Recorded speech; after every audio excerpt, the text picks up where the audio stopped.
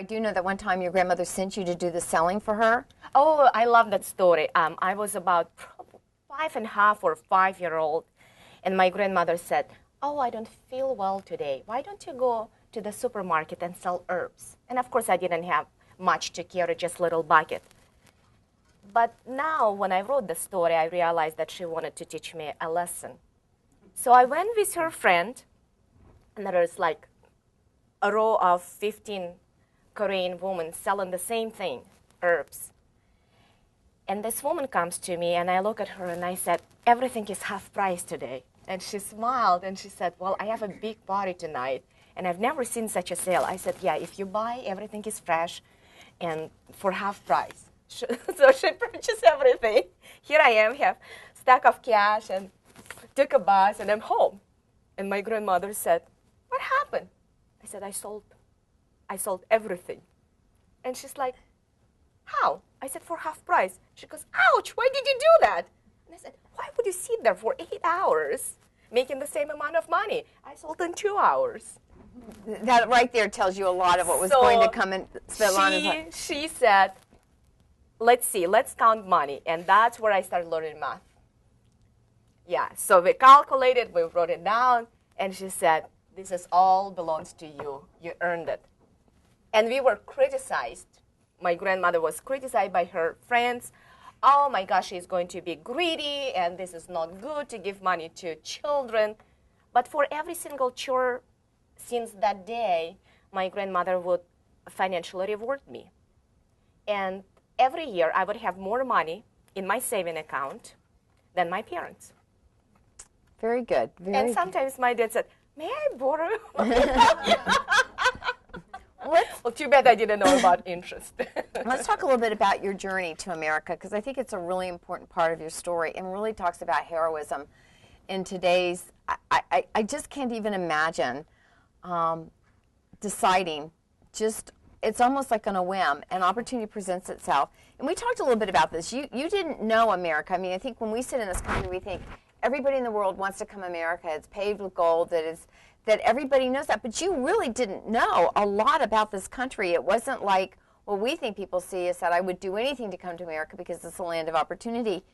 You just wanted to do this. I mean, you didn't really know what you were coming to. So what was the driving factor that made you said you had to leave or wanted to leave Russia to come to America? I still wonder, and even my mom just a few days ago asked me, she said, "Why did you leave with $1?"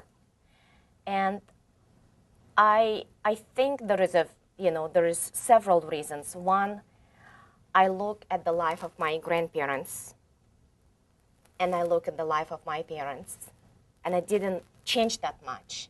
And all the promises that this is the best country in the world, I looked when I was 17 that it wasn't true.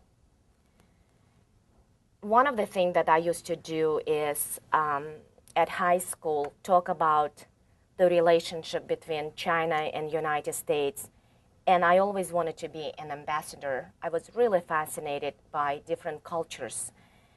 And I think reading books expanded that vision for me. And you ask back to your previous question, how life was in Russia for me. We didn't know a better life. So the life was very simple, but people were, I wouldn't say happy, but they were looking for a way to enrich their lives through music, art, reading books. My parents were working all the time, so I used to be home alone. And I think one of the beauty of this being home alone is that I had time to read books. I learned to read very late, at the age of 6. But when I read my first book, my father challenged me. He gave me like 700 pages, his biography of Peter I, the Russian Tsar. Of course, I couldn't read that. But I fell in love with Pippi Longstocking by Astrid Lindgren. And she is the one little adventurous girl. And I think she and I are very much alike. well, she put the orphanage on fire. Actually, she saved that from the fire. She was riding horses. And I loved reading that kind of stories because you cannot do that in real life. Can you imagine if I put my parents' house on fire? Or I would ride horses all the time. But the imagination and the dreams were very important for me as a little girl. And I really never paid attention to the importance of dreams until I came to the United States.